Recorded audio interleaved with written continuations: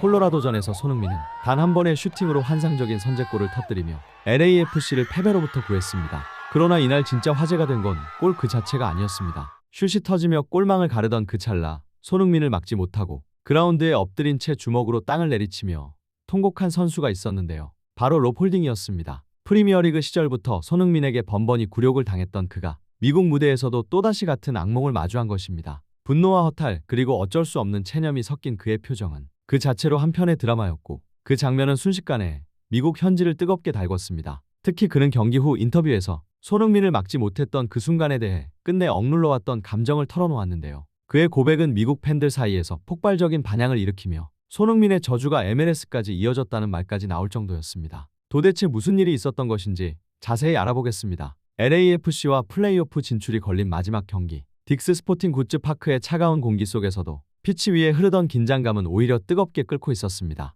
라커룸으로 들어서자 묵직한 공기가 목을 짓눌렀고 누구도 말은 없었지만 모두가 한 이름을 의식하고 있었습니다. 9경기 8골, 부안가와의 환상 콤비, MLS 역대 최고 행령임. 나는 고개를 저었습니다. 통계는 그저 숫자일 뿐. 하지만 그 이름이 내 기억 속에 각인된 방식은 절대 잊을 수가 없었습니다. 2022년 5월 토트넘 호스퍼 스타디움에서 펼쳐진 노스 런던 더비의 밤. 그날 나는 손흥민을 막으려다 33분 만에 퇴장당했고 토트넘은 웃었지만 아스날은 무너졌습니다. 우리의 챔피언스리그 꿈은 그 한 경기에서 산산조각 났고 나는 그날 이후로 매 경기 전 그 이름을 떠올렸습니다. 그렇게 3년이 흘렀고 아스날을 떠나 크리스탈 팰리스를 거쳐 셰필드 유나이티드로 임대. 끝없는 이적과 방황 끝에 결국 콜로라도 래피즈의 유니폼을 입었습니다. 하지만 운명은 기묘하게도 우리를 다시 같은 리그, 같은 경기장으로 불러냈습니다. 나는 워밍업을 하며 그를 관찰했습니다. 하얀색의 토트넘이 아닌 LAFC의 유니폼. 스포트라이트 아래에서도 흔들림 없는 그의 시선. 볼을 터치할 때마다 관중석의 웅성거림이 들렸습니다. 빛이 그를 따라다니는 듯했고 볼을 한번 터치할 때마다 사람들의 시선이 동시에 움직였습니다. 그 순간 내 안에서 무언가 다시 타올랐습니다. 그날의 레드카드, 그날의 조롱, 그 모든 기억이 이 잔디 위로 되살아났습니다. 오늘 딕스 스포팅 굿즈파크의 홈팬들 앞에서 손흥민을 막아내고 그에게 복수하겠다고 다짐했습니다. 경기가 시작되자 나는 본능적으로 그를 쫓았습니다. 토트넘 시절 순식간에 방향을 틀며 수비 라인을 갈라버리던 그 미세한 움직임들.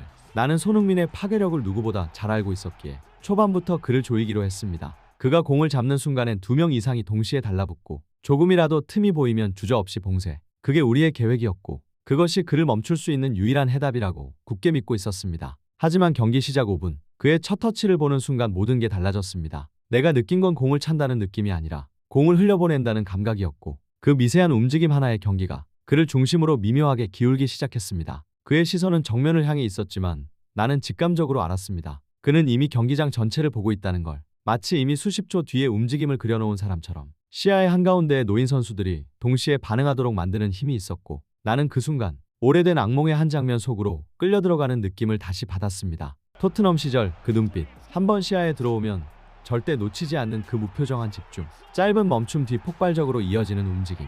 놀랍게도 지금도 그대로였고 그때의 그가 지금 내 앞에 다시 서 있었습니다. 그럴수록 우리는 더 거칠게 압박했습니다. 그의 몸이 돌아서기 전에 어깨를 들이밀고 볼이 발끝을 벗어나기 전에 팔을 걸었습니다. 심판의 휘슬이 간헐적으로 공기를 갈랐지만 판정은 이상하게도 우리 쪽으로 기울었습니다. 하지만 그 모든 거친 접촉 속에서도 손흥민은 단 한 번도 흔들리지 않았습니다. 심판을 쳐다보지도 우리를 향해 불만을 내비치지도 않았습니다. 대신 그는 고개를 들어 동료들을 바라봤고 짧게 손짓하며 라인을 올리고 서로의 간격을 조정하며 흐름을 잃지 말자는 듯한 눈빛으로 경기를 이끌었습니다. 그 순간 경기의 공기가 바뀌기 시작했습니다. 그는 직접 중원까지 내려왔고 처음엔 단순히 볼을 받기 위한 움직임이라 생각했지만 곧 깨달았습니다. 그는 경기의 흐름을 다시 짜맞추고 있었다는 것을. 짧고 빠른 패스들이 이어지며 마치 음악의 박자처럼 공간이 열리고 부안가와 델가도의 움직임이 서로의 그림자처럼 엮이기 시작했습니다. 그는 공을 오래 잡지도 흐름을 방해하지도 않았습니다. 마치 손끝으로 바람을 다루듯 한 번의 터치로 방향을 바꾸고 그의 오른발이 미세하게 꺾이는 순간 공은 이미 델가도의 앞에 떨어졌고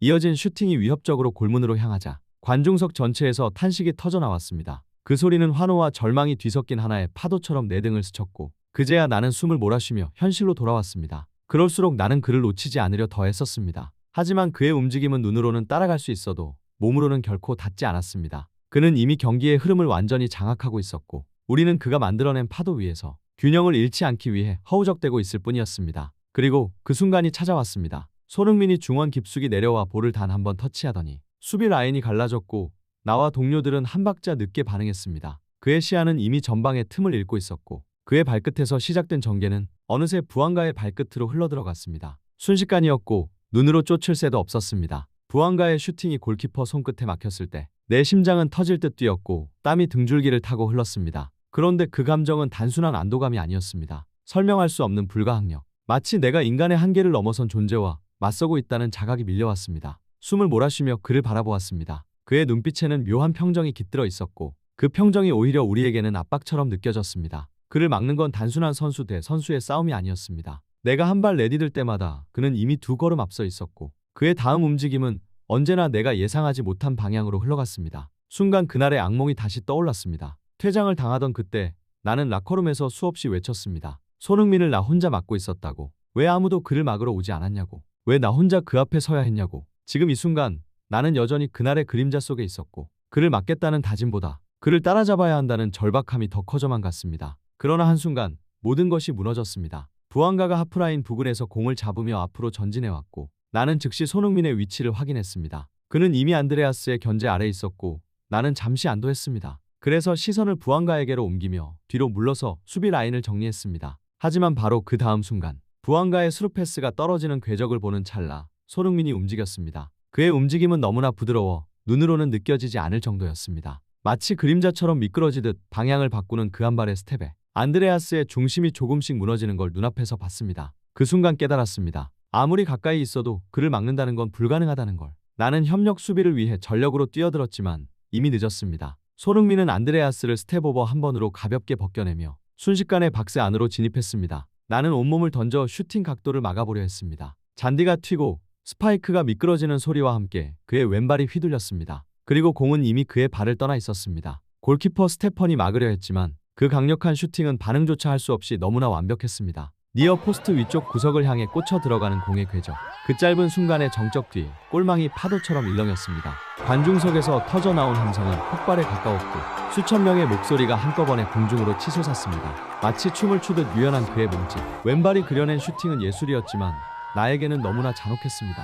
나는 그 자리에서 무릎을 꿇었습니다.